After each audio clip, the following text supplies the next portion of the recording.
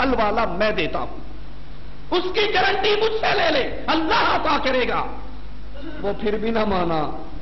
ابو دحداء رضی اللہ عنہ وارضا یہ ساری بات سنتے ہیں، وہ اٹھ کے نکل جاتا ہے، کہتے ہیں آقا جنت کا یہ سودا صرف اس کے ساتھ تھا یا جو بھی وہ ایک درخت خرید کے آپ کو دے دے اسی کے لیے جنت کی گارنٹی ہے؟ کہا ہاں اسی کے لیے گارنٹی ہے، جو بھی لے کر دے دے۔ ابو دحداء دوڑتے ہیں، اس درخت والے کے پیچھے جاتے ہیں، اسے پکڑ کر کہتے ہیں کیا تو ابو دحداء کے باغ کو جانتا ہے؟ تو نے باغ دیکھا ہے ابو دحداء کا؟ کہنے لگا کیسے نہیں دیکھا، مدینے کا سب سے بڑا باغ، 600 کھجوروں کے درخت، اس میں کنویں اور چشمے، کون اس سے جاہل رہ سکتا ہے؟ کہا کیا تو راضی ہے وہ سارا باغ تو لے لے، یہ ایک درخت مجھے دے دے۔ وہ مڑ کے دیکھتا ہے کہ مکر تو نہیں جائے گا؟ کہا گواہ ہے؟ ارے تو گواہوں کی بات کرتا ہے، اور میں سوچ رہا تھا اگر تو پورا باغ لے کر بھی یہ درخت دینے پہ راضی نہ ہوا تو میرے پاس اور کیا ہے جو تجھے دے کے درخت خرید لوں۔ درخت خرید کے نبی کی عدالت میں آتے ہیں، کہتے ہیں یا رسول اللہ صلی اللہ علیہ وسلم، ابو دحداء 600 کھجوریں دے کر ایک کھجور خرید کے لایا ہے جنت کے لیے، آقا یہ درخت آپ لیجئے، رب کی جنت مجھے دیجئے۔ عائشہ بیٹھی ہیں گھر میں، مدینے کی زمین وائبریٹ کرتی ہے، تھرکتی ہے، دھمکتی ہے، پوچھتی ہیں یہ آواز کیسی ہے؟ کہنے والا کہتا ہے آج عبد الرحمن ابن عوف کا اونٹوں کا اتنا بڑا قافلہ تجارت کا مال لے کر آیا ہے، وہ اونٹ جب مدینے میں داخل ہوئے اس سے زمین مدینے کی زمین سے آواز آتی۔ کہا سبحان اللہ، عبد الرحمن کا کیا حال ہوگا جب یہ اللہ کی جنت میں چھلانگے مارتا ہوا جا رہا ہوگا۔ سننے والا بھاگا، عبد الرحمن کے پاس پہنچا رضی اللہ عنہ وارضا، کہا عبد الرحمن ماں عائشہ نے بتایا ہے، مومنوں کی ماں نے بتایا ہے تو اللہ کی جنت میں چھلانگے مارتا ہوا جائے گا۔ عبد الرحمن قافلہ چھوڑتے ہیں، مومنوں کی ماں کے پاس آتے ہیں، کہتے ہیں ماں تو نے یہ جملہ کس سے سنا ہے؟ کہا تیرے آقا سے سنا، تیرا آقا ایک دن کہہ رہا تھا عبد الرحمن کا حال کیا ہوگا، مسکراتا ہوا، اٹکھیلیے کرتا ہوا، چھلانگے بھرتا ہوا، یہ اللہ کی جنت میں داخل ہوگا۔ عبد الرحمن کی آنکھوں سے آنسو گرتے ہیں، کہتی ہے، کہتا ہے، آواز لگاتا ہے ماں تو گواہ رہنا، جنت کی بشارت کی اس خوشخبری کی بدلے میں شکرانے کے طور پہ یہ سارا قافلہ میں نے اللہ نام پہ بانٹ دیا ہے۔ یہ اللہ کی جنت ملتی کب ہے اور ملتی کس کو ہے؟ یہ بنیادی سوال ہے لوگوں۔ جنت کا حقدار کون ہے؟ جنت کے دعوے دار تو بہت ہیں، جنت کے تذکرے کرنے والے تو بہت ہیں، جنت کا حقدار کون ہے؟ انہو من یشرک باللہ فقد حرم اللہ، جس نے اللہ کے ساتھ شرک کیا اللہ نے اس پہ حرام کر دیا اپنی جنت کو ہمیشہ کے لیے، مأواہ النار، اس کا ٹھکانہ جہنم کی آگ ہے، وبئس المصیر، برا ٹھکانہ ہے۔ جو اللہ کے ساتھ شرک کرتا ہے وہ اس جنت میں داخل نہیں ہو سکتا، اور جو اللہ کی توحید کو مانتا ہے، توحید پہ یقین رکھتا ہے، توحید پہ ایمان لاتا ہے، وہ دنیا کے اندر رہتے ہوئے بھی جنتی ہے، اور مرتا ہے تو اس کی روح جنت میں پہنچ جاتی ہے۔ فرعون کی بیٹیوں کی آیا،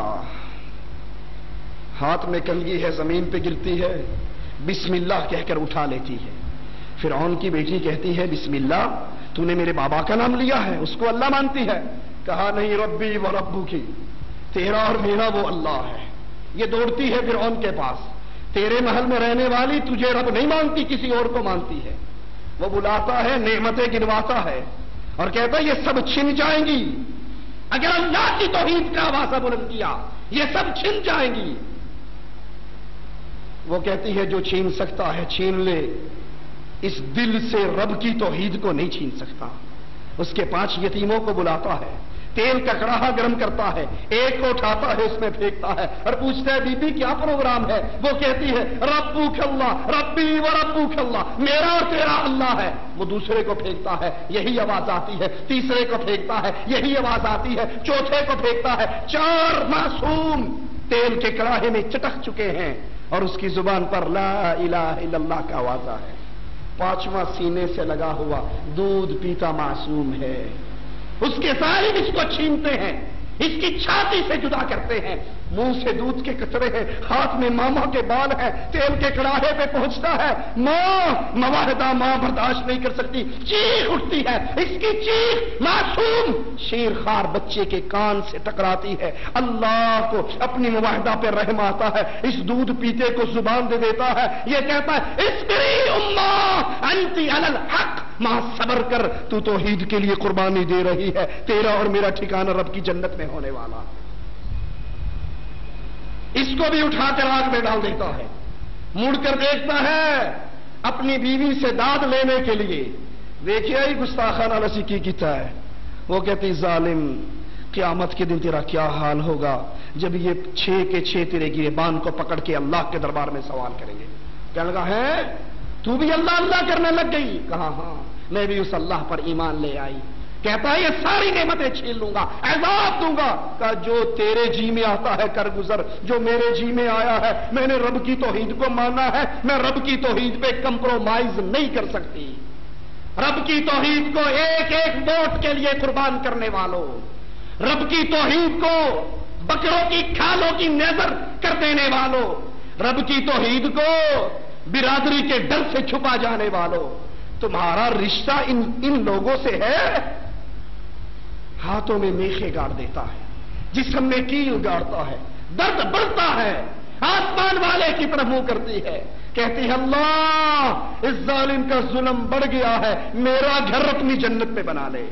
اللہ اس کے اور جنت کے درمیان پڑے ہوئے سارے پردوں کو ہٹا دیتا ہے، یہ دنیا کی زندگی سے جنت کو دیکھ لیتی ہے، چہرے پہ مسکراہٹ کھیلتی ہے، کیل ہاتھ میں لگنے کا درد ختم ہو جاتا ہے۔ فرعون اپنے ساتھیوں سے کہتا ہے انظروا الی ہذہ المجنونہ، اس پاگل کو دیکھو، میں اس کے ہاتھ میں میخے گاڑ رہا ہوں اور یہ مسکرا رہی ہے، کیونکہ یہ توحید کی وجہ سے اللہ کی رحمت سے اللہ کی جنت کو دیکھ چکی۔ یہ جنت ملنی کس کو ہے؟ جس نے لا الہ الا اللہ پڑھنے کے بعد اللہ کی توحید کو سمجھا، اگر وہ گناہگار بھی ہے اللہ کی رحمت سے گناہ معاف ہو جائیں گے اور جنت میں داخل ہو جائیں گے۔ دلیل کیا ہے؟ میرے نبی صلی اللہ علیہ وسلم فرماتے ہیں ایک شخص لایا جائے گا قیامت کے دن، اس کے گناہوں کے 70 رجسٹر ہوں گے، ایک رجسٹر جہاں تک نظر کام کرتی ہے وہاں تک پڑا ہوگا، یہ کہے گا اللہ مارا گیا، ایک رجسٹر اتنا بڑا ہے اور یہ 70 ہیں، میرا کیا بنے گا؟ مالک کہے گا تیری ایک نیکی ہمارے پاس ہے، آج تیرے ساتھ ناانصافی نہیں ہوگی۔ میزان لگے گا 70 رجسٹر ایک پلڑے میں اور ایک نیکی ایک چھوٹے سے کاغذ پہ، چھوٹے سے بطاقے پہ لکھی ہوئی، اور وہ نیکی کیا ہے؟ نماز پڑھتا تھا، روزے رکھتا تھا، حج کرتا تھا، زکات دیتا تھا، جہاد کرتا تھا، نہ جہاد کی نیکی، نہ نماز کی نیکی، نہ روزے کی نیکی، نہ حج کی نیکی، کیونکہ یہ حج تو مشرکین مکہ بھی کرتے تھے، زکات مشرکین مکہ بھی دیتے تھے، صدقہ ابو جہل بھی کر لیا کرتا تھا، قربانی ابو جہل بھی کر لیا کرتا تھا، روزے ابو جہل بھی رکھتا تھا، عمرہ ابو جہل بھی کرتا تھا، بیت اللہ کا طواف ابو جہل بھی کرتا تھا، بیت اللہ کی تعمیر ابو جہل بھی کرتا تھا، حاجیوں کی خدمت ابو جہل بھی کرتا تھا۔ یہ نیکی نہیں ہے جب تک لا الہ الا اللہ ان نیکیوں کی بنیاد میں نہ آ جائے۔ لا الہ الا اللہ ہے تو نماز قبول، لا الہ الا اللہ ہے روزہ قبول، لا الہ الا اللہ ہے جہاد قبول، اور جو جہاد لا الہ الا اللہ کی بنیاد کو ہٹا کر کشمیر بنے گا پاکستان یا کسی اور ٹکڑے کے لیے لڑا جائے، رب محمد کی قسم وہ جہاد نہیں ہے، وہ نیکی نہیں ہے، کیونکہ اس کی بنیاد میں لا الہ الا اللہ نہیں۔ 70 رجسٹر ایک پلڑے میں، ایک چھوٹا سا ٹکڑا ایک پلڑے میں، اور اس پہ لکھا ہوا ہے لا الہ الا اللہ۔ یہ بندہ مشرک نہیں تھا، یہ غیر اللہ کا پجاری نہیں تھا، یہ اللہ کے علاوہ کسی کو داتا نہیں کہتا تھا، گنج بخش نہیں مانتا تھا، غوث اعظم نہیں مانتا تھا، بری کرنے والا نہیں مانتا تھا، اولاد دینے والا نہیں مانتا تھا، رزق دینے والا نہیں مانتا تھا، خزانے دینے والا نہیں مانتا تھا، مشکل کشا، حاجت روا، غوث اعظم، غریب نواز، بندہ پرور، صرف ایک اللہ کو مانتا تھا، اللہ کے ساتھ کسی کو شریک نہیں کرتا تھا۔ وہ کہے گا اللہ اتنی سی پرچی اور مقابلہ 70 رجسٹروں سے، میں مارا گیا آج میرا کچھ نہیں بنے گا، میزان لگے گا، ترازو لگے گا، اللہ کا نام لا الہ الا اللہ 70 رجسٹروں سے تولا جائے گا، سارے گناہ ہلکے ہوں گے، توحید کا عقیدہ بھاری ہوگا، یہ اللہ کی جنت میں داخل ہوگا۔ آئیے جنت میں جانے کا ارادہ ہے تو رب کی توحید کو سمجھیے، سب سے پہلی توحید۔ ابو جہل نے آ کر پوچھا تھا صف لنا ربک، اپنے رب کی صفات بیان کرو، من ای جنس ہوا، ام ہوا من فضہ ام ہوا من ذہب۔ اے محمد صلی اللہ علیہ وسلم، آپ کا رب سونے کا ہے، چاندی کا ہے، کیسا ہے، اس کی صفات تو بیان کرو۔ مالک نے صفات بیان کی، سب سے پہلی صفت اللہ کی کیا ہے؟ قل هو اللہ احد۔ اللہ کتنے ہیں؟ 2 3 4 5 نہیں، قل هو اللہ احد، اللہ ایک ہے۔ اللہ اپنی ذات میں اکیلا ہے، تنہا ہے، یکتا ہے، وہ 2 نہیں ہے۔ اللہ کا بیٹا ہے؟ یہودیوں نے کہا عزیر ابن اللہ، عزیر اللہ کا بیٹا ہے۔ عیسائیوں نے کہا عیسی ابن اللہ، عیسیٰ اللہ کا بیٹا ہے۔ کفار مکہ نے کہا فرشتے اللہ کی بیٹی ہے۔ قرآن نے آواز لگائی تکاد السماوات یتفطرن من وتنشق الارض وتخر الجبال هدا ان دعوا للرحمن ولدا۔ قریب ہے آسمان پھٹ جائے، زمین پھٹ جائے، پہاڑ ریزے ریزے ہو جائے۔ ان ظالموں نے اللہ کا بیٹا بنا لیا۔ اللہ کا کوئی بیٹا، اللہ کا کوئی جز، اللہ کا کوئی ٹکڑا نہیں ہے۔ اللہ اپنی ذات میں اکیلا ہے۔ یہ پہلا سبق ہے توحید کا، جن کو مشرکین مکہ نے بلایا، جس کو یہودیوں نے بلایا، جس کو عیسائیوں نے بلایا۔ کسی نے 2 اللہ مانے، کسی نے 3 اللہ مانے، کسی نے بے شمار اللہ مانے، کسی نے 5 اللہ مانے۔